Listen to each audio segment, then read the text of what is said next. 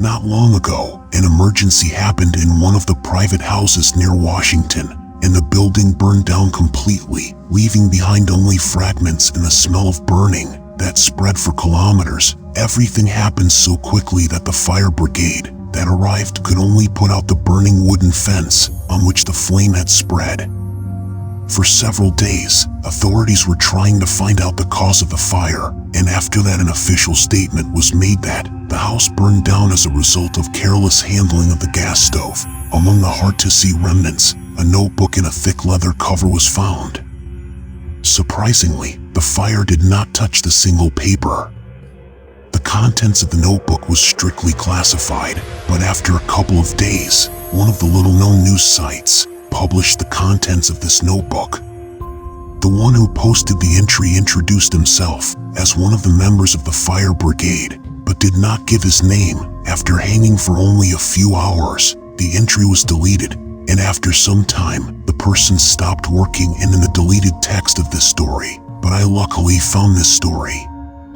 The story begins on March 30th. A teenage boy narrates that, "My mom was seriously ill and the reason was not known. My dad has locked her in the room in isolation. Dad went out to the kitchen several times for water, but mom is not getting better. Now, everything has calmed down, and I can finally sleep. Tomorrow is a hard day of school. I need to sleep."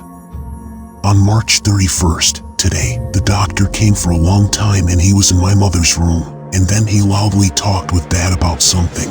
Dad told me not to go out. When everything was quiet, Dad came into my room and said that the doctor left. He hugged me and we sat together for all evening watching movies. He affirms that my mom would get better soon. On April 1st, Dad woke up a few minutes before the alarm clock behaved strangely and said that I cannot go to school today because my mom was sick and it is better not to disturb her. We had breakfast, and after he allowed the myth to be played, the computer itself went to the bedroom to my mother. Some fuss was heard, but I tried not to pay attention to it. In the evening, there was a priest in our house, and he was very silent. When I tried to ask him how my mother is doing, he immediately changed the topic. When I asked for another time, he yelled at me, which increased my curiosity. On April 2nd in the morning, I woke up from the fact that Dad was standing in front of my bed and staring at me intently. I was very scared. He began to ask if I wanted to go to my mother's room. He was asking the same question. I felt some unusual behavior from him and had breakfast and left for school. Meanwhile, talking with him, I noticed a white spot on his shirt as it was turning gray. Dad behaved very strange. After returning to school, I went to study. Dad left a note that he had gone to the store. While passing by the bedroom door, in the gap below, I saw a shadow moving. My mom was walking around the room. I thought that she probably getting better, but I haven't visited her yet. Dad said that there's no need to disturb her. Later, he returned in the evening. We had dinner, and then we watched the movie again, but he was not so thoughtful anymore, and my hands were shaking due to fear. On the 3rd of April, some scream woke me up. I didn't even understand who was screaming, because it broke off as soon as I took a sitting position. Outside the window, it's still dark. I don't know what time it was. Now I got out of bed and I wanted to get out of bed and see, but I didn't have time to approach the door. When I opened the door, I saw my dad. He was pale with a crazy look, holding one hand behind his back. Now, I'm starting to be afraid of him, but he ordered me to go to bed in a very angry tone and I couldn't fall asleep. On April 4th, and when it dawned, I had no money. I went to the lobby and found out that Dad wasn't home. Passing by their bedroom, again I saw a shadow from below. I thought that why Mom doesn't lie back on bed as she's sick. From the room, I was hearing some kind of metallic voices for days. I wanted to look in. I already took hold of the door handle and was about to open, but my dad returned from the store. He had something with his hand. She was bandaged with a bandage. Dad said that he felt very tired, as it looked that he doesn't sleep at night and I don't even recognize him.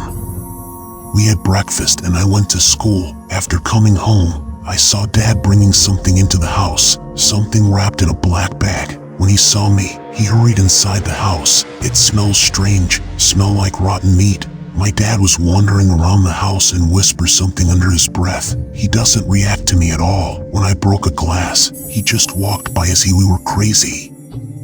I did my homework and went to bed. It's dark outside. From the window, for the first time I see him crying. He ordered me to go and take a shower. On my return, there was a shirt on my bed that I wear on holidays. When I asked him about the shirt, Dad answered that I could finally see my mother wearing the same shirt. Mom was hungry and I could feed her. I was delighted to take a notebook with me to show Mom my notes. When I got dressed, Dad came up. I remembered that there was an ice cream in the refrigerator. I decided that I needed to treat my mother very well. I wanted to go to the kitchen. Now he hugged me tightly. When I asked him that what has happened to him, he did not answer. He just said, "Son, be nice to mother. Now you will see her and she will definitely get better." He opened the door by force, pushed me and closed the door behind me. I fell and got up immediately, turned to face the door. I shouted to Dad that he forgot to give me food, but in response, only Dad's cry were heard. There was some kind of howl here. It smells so unpleasant. Behind the bed I heard the sounds of movement, accompanied by its metal voices which I heard. I took a step along the wall with my hand and nose. Without feeling the switch with my hand, I clicked the light with it. It turned on for just a second. It was enough for me to finally see my mother. She stood a few meters away from me and she pulled her blood-stained hands and ears towards me. She had the dog collar fastened in her neck with sharp spikes in the drive. Now it's clear what kind of sound I heard from the room. She asked me to come near her. Her eyes weren't my mother's eyes. Red bloodshot filled with hatred and malice. Her dress was stained with blood. When she opened her lips, I saw long, sharp, thin, missing teeth. She made loud clicks looking straight into my eyes. I finally understood my mother's food is standing right in front of her, dressed in a beautiful snow-white shirt. For fear I could hardly stand on my feet, but the floor was littered with remains of some dog and a Dr. Flesh, who came to us a few days ago. There were pliers and sharp teeth torn out.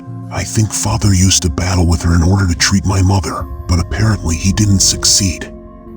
Mom is very hungry. Just a couple of seconds passed. My mom waved her hand. Along with the clinking of glass, the room again plunged into darkness from which clicking teeth often sounded scary. I fell to my knees and tried to hide. The fragments of glass dug in which cut my arms, but I did not feel the pain as the door was closed because my dad locked me here. I went to the closet in the room and hid under a huge wooden wardrobe. I closed the door behind me, and after a while the clicks stopped. I sit in the closet, listening mother's heavily breathing and the ringing of chains. The door opened with a soft creak, and Dad came into the room. With his appearance again, it seems that Mom really wants to eat Dad. When Dad had a conversation with her that why she is not getting better, why she is still hungry. I fed you a dog and a doctor. She answers nothing but only clicks his teeth and makes hoarse sounds. It reminds me of a lioness ready to eat its prey. I asked her for forgiveness and she replied that this is the only way out. I understood what she wants to do at that moment. There was some kind of noise. Someone fell on the floor. As I watched from the wardrobe, she begins to lay off my father's face, and she easily teared the flesh of my father. I look at it with horror. Suddenly my mother shuddered and froze. She raised her head and went around. This terrible scene froze my hands and feet. Suddenly, she ran out of the room with a jerk, and I sit in this wardrobe and I write down in my notebook that is with me. I hear my mother running around the house and clicking her teeth. Maybe she knows that I'm somewhere nearby. Maybe she smells me. Apart from that, the smell of gas has become quite sharp due to the leakage. Maybe my mom had break the valve of the gas in the kitchen. Next to the father's body, there lies his lighter which he never had time to light. I think I'll succeed on this record ends. I have lightened the lighter because I was so depressed and I had no reason to live my life. After the fire, 2 were found bodies. After the examination, it was established that the bodies belonged to an adult man and a teenager. The body of a woman was not found. No one of the neighbors claims that they saw the women outside the apartment and nobody ran out into the street. She disappeared in a few seconds before the fire. But someone says that at night, someone prowls over the burnt remains, and they say that this is not a person or a human. Maybe the mom is still looking for her son. If you like our video, like and subscribe to our channel Horror Haven for more interesting videos.